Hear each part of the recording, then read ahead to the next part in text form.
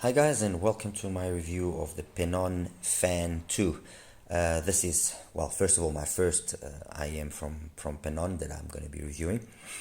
And the PENON 2 is, contrary to its previous, to its first iteration, let's say the fan, let's call it that way, a hybrid. The original fan was a single DD, and PENON has decided to redesign it and has now gone down the road of a hybrid, in this case 2 DDs plus 2 BAs, and also changed its tuning philosophy. It's gone from what was a more V-shaped, bass-heavy, somewhat dark sounding IM to what is now more of a neutral sounding, very neutral sounding IM, and also one which follows a new philosophy from PENON to kind of satisfy a wider selection of customers looking for a different style of tuning. Anyway, this is the box, very simple. Inside we have that case. I'm just going to show you the tips that it comes. I mean, the tips are good. I'm not going to say that the tips are bad quality. No, they're good. They look like these ones actually look like the tips that I usually find as well on the AudioSense stuff. The blue ones, I guess the idea here was to follow the theme of the blue color, so it's fine. Although they do look a little bit on the, let's say, more budget end, but they're fine. I mean, honestly, this is just me nitpicking. Brings a cleaning tool, and and that's basically it. There's nothing else in the box. The actual box is fully occupied by the case, which is this nice case, logo. Kind of, I don't really know how you call this. It's I guess glued on here. Anyway, that's the logo and the case on the outside. Inside, it's got the little proper way for you to wind up the cable over here. The IM sit over there. This can actually be still removed if you want, so you can take it away if you don't want to use it with this. And it's fine. I mean, it's there's nothing offensive. There's nothing to talk bad about it. It's perfect. Okay, a little bit big for you to put in your pocket, fine, but it's fine. As for the IM itself, well, a work of art in my opinion in terms of its design. That is a beautiful shell. Actually, the Fan 2 and the ISN Audio H30, which I recently reviewed, these two IMs share a lot in common. I beg the question, even maybe if they are manufactured by the same factory, because I mean, you look at the quality of the shell of the ISN and you look at the quality of the shell of the PENON, and it's very similar. Even the shells, they look similar. There's another detail here which is also very similar, which you can see, which is the nozzles. The nozzle design of one and the other is very similar. Just the fact that the actual fan is just a little bit bigger in its overall size of the shell body, but everything is very equal. Let me just get got this all tangled up here. Sorry, guys. Anyway, so as I was saying, the shell is beautiful in its design. I find it absolutely stunning. Focus. There we go. Stunning. I like the way they've designed the faceplate. The name on the actual faceplate. I would have maybe just given it a little bit of a different style of lettering, perhaps even maybe a goldish color would have been nice. I don't know, just a little different style of lettering, but it's fine. This is just me now, being me in my own opinion.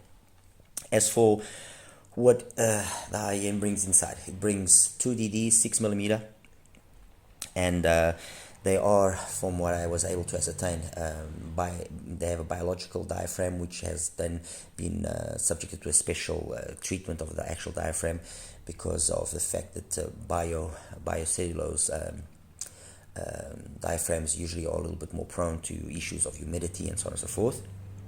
It has a Sonian BA for the mids and a Knowles BA for the highs, which basically is actually what you also find in the H30. The H30 is also the same thing. It's also a Knowles and a Sonian BA, but coupled to a 9.2, if I'm not mistaken, millimeter beryllium coated driver. So that's the difference between basically these two in terms of hardware.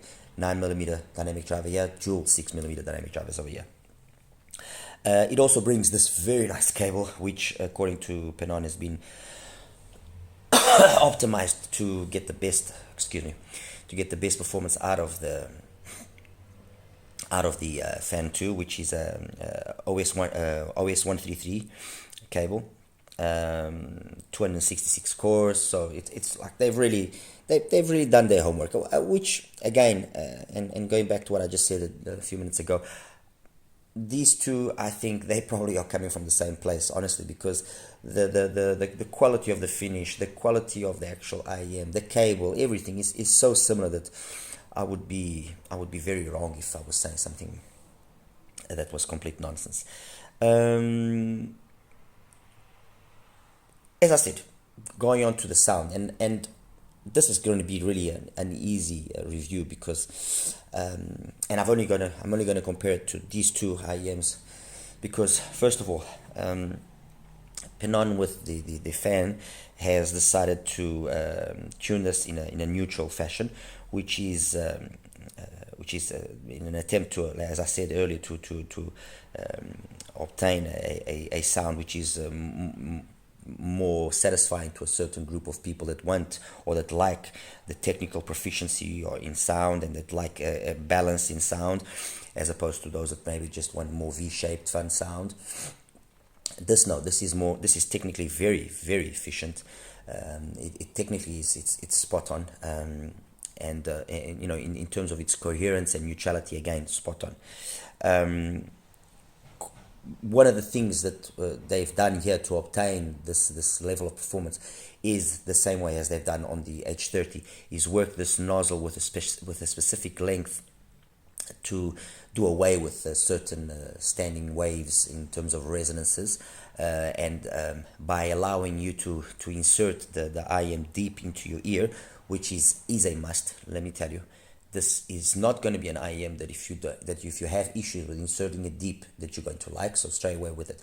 If inserting it deep into your ears, so if you're fine with etymotics, let's put it that way, then you will be fine with this, because when you do insert it deep, the performance, the same thing with H30, the performance you get is absolutely breathtaking.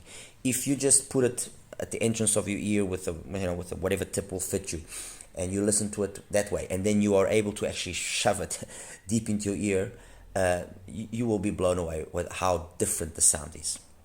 And this is a testament to what I was saying in a video that I did a couple of days ago with concerns to the matching of the talking about the distances of a placement of an earphone in the coupler and in your ear, how the air in front of the earphone will dictate how certain peaks occur and don't occur. So this is the perfect, this and the H30 are the perfect example of what I was mentioning in that video of mine. So this is neutral, period. Okay, how neutral is it? Well, if the H30, which I'll show you the curve in a second, was neutral but had a little bit of an extra little bit of energy in the upper mids presence area, so 6-7K, it was a little bit energetic, okay, and the Acros Erasmus, which is the other neutral IEM which I'm comparing it with, was again a neutral IEM, but not with any specific area, maybe just a little bit emphasized. This is as well going more down the road of the Erasmus, so it's not as energetic in that 6-7K area as the H30.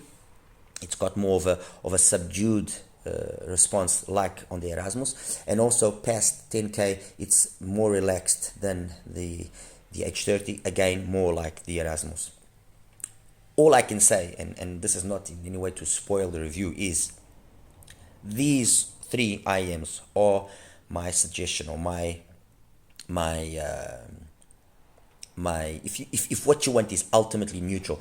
And I could have put here the AQ4 as well, but the AQ4 has got a lot of bass emphasis, so it will perhaps not be the ideal to consider it a neutral sounding IM, as are these.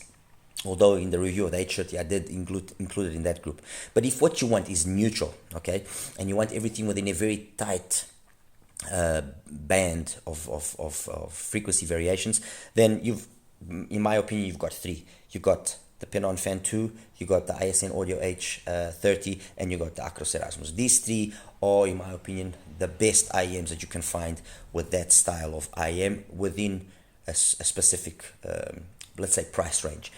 And there lies the issue, okay?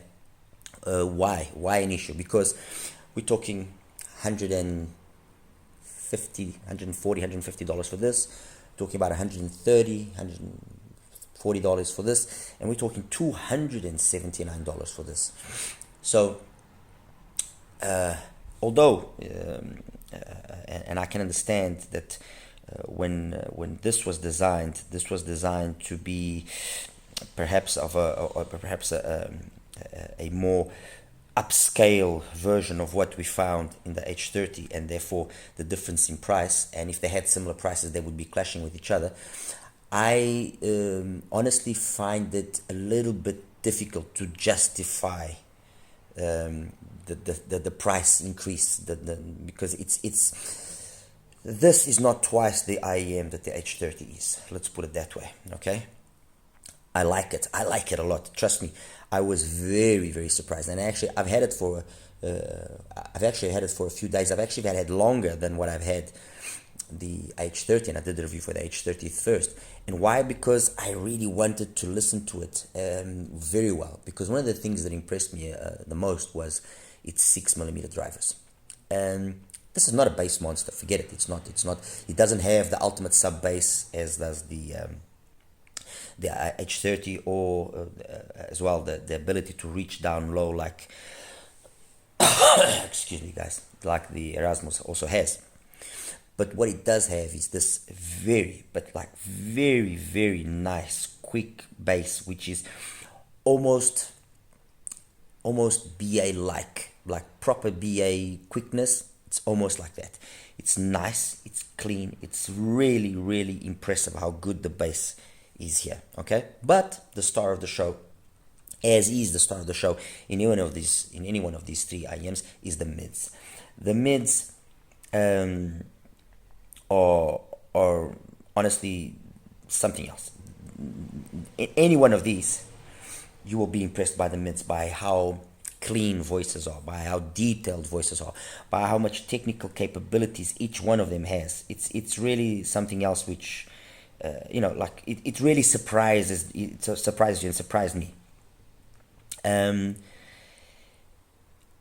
Let's try and break it down a little bit better and explain things a little bit better. As I was saying, in terms of the bass, the biocellulose or biocrystal or whatever diaphragm I think it's biocellulose with some sort of a crystal coating. I'm trying to find the right way to actually call it. In terms of the bass, it's perfect. It's honestly really, really good, and it's in every way very, very identical to the bass quality of the H30. It's only the ultimate lows that the Fan 2 doesn't have the same amount there, but it's so it's like really the difference is not huge. And besides that, I don't think that was the idea. The idea here was to give a nice, quick, fast bass, and that's what it has. It's got a really good, quick, fast bass. Okay, in terms of the mids, as I was saying, that's the star of the show.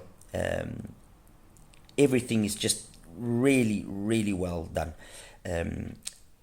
The tonal balance, the tonality, the timbre, everything is spot on, and I think it's down to the fact of the Sonian BA being used here, being beautifully tuned and beautifully integrated with the DDs.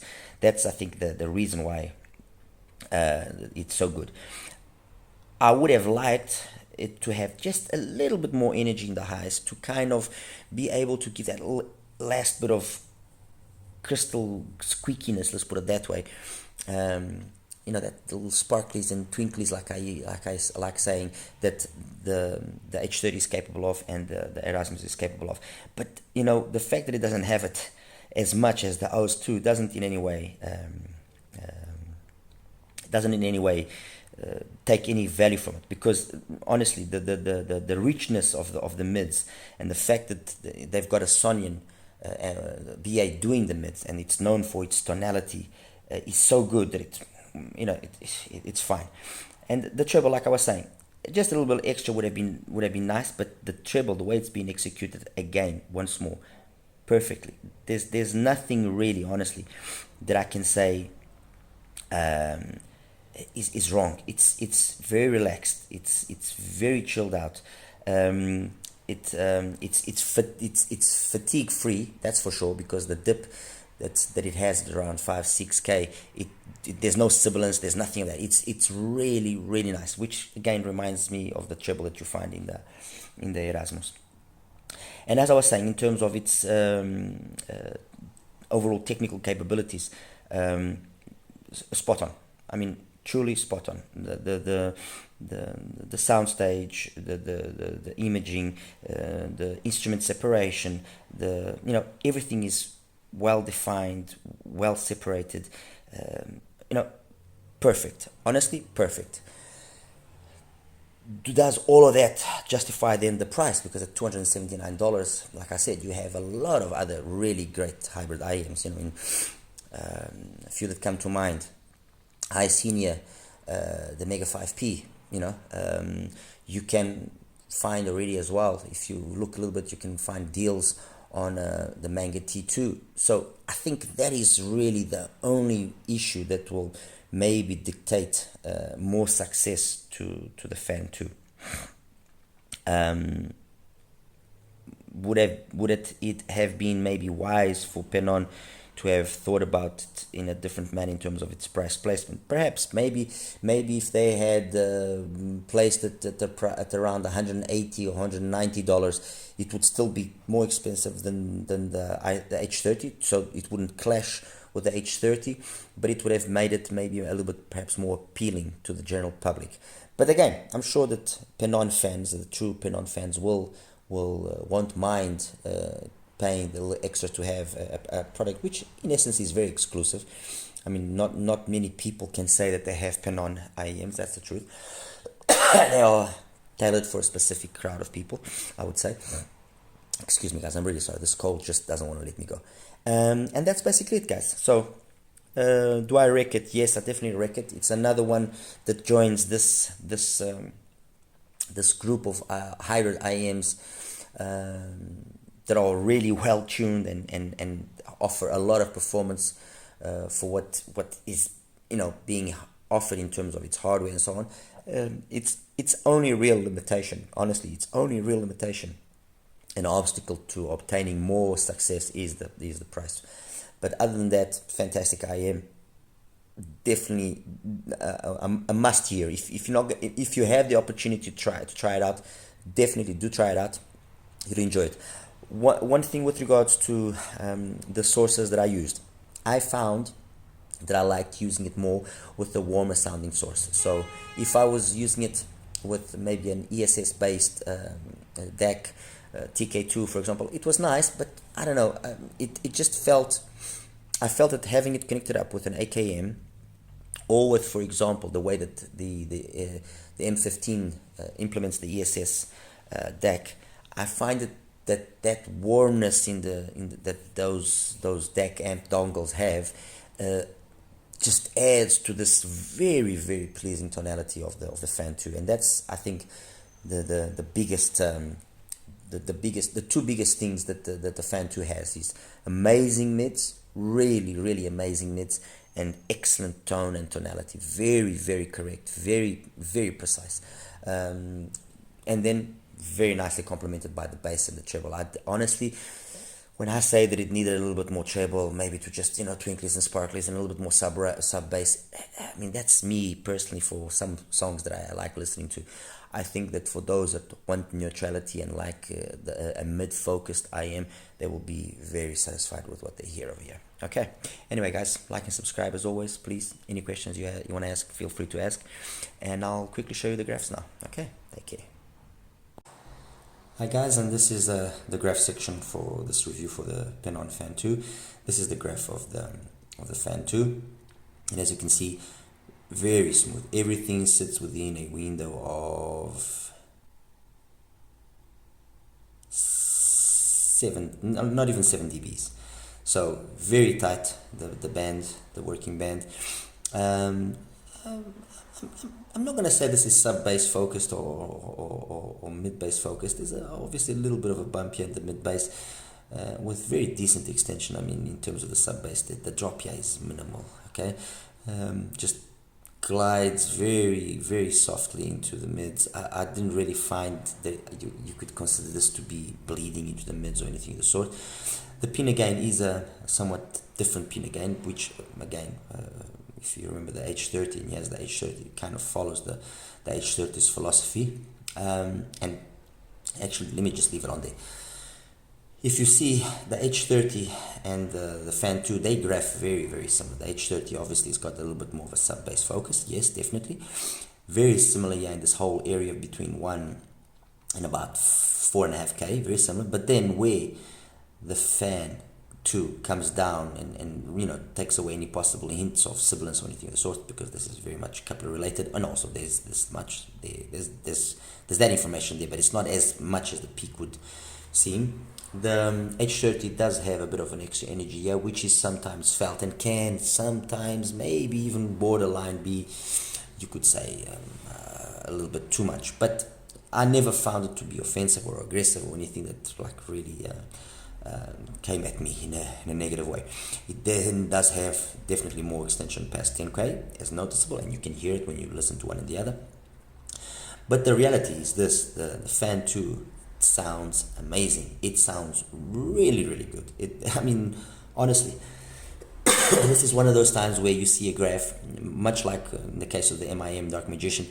You know, I remember people when they first saw the MIM's Dark Magician graph, and they were like, oh my god, this is going to be horrible and this and that, and they couldn't be further from the truth. This actually, although the graph might not be what you would call an ideal graph, it sounds really good. So that's the H30 with it, and this is actually, let me take away the H30, and this is the Erasmus. Okay, this is the Erasmus in the 0-0 position, so the position which has got a little bit more emphasis, and as you can see, it's got just a little extra energy at the end, but very much the bass and the mids, they trade blows equally flat. And then there's the other setting of the Erasmus, which is even more flatter, which is this. Okay, again, I mean, this is as flat as can possibly be. There's period. It's flat. Trust me. Very, very flat. Very kind of exempt of any ups and downs or anything of the sort. When you listen to it, though, it sounds much more fuller than what you would expect. Again, another situation which is very similar to the MIM Dark Magician, and everything again sits within a window of 6-7 dBs. So yeah, that's it, guys. Hope you liked this review. Definitely we'll once again tell you guys to go and check it out, listen to it, and then yeah, make your mind up. But one thing is for sure, as a first experience from PENON, and for the first time I hear an IM of theirs, this was a very gratifying experience, and I'm really, really looking forward to trying out other examples of their products. All right, as always, like and subscribe. Take care. Bye bye.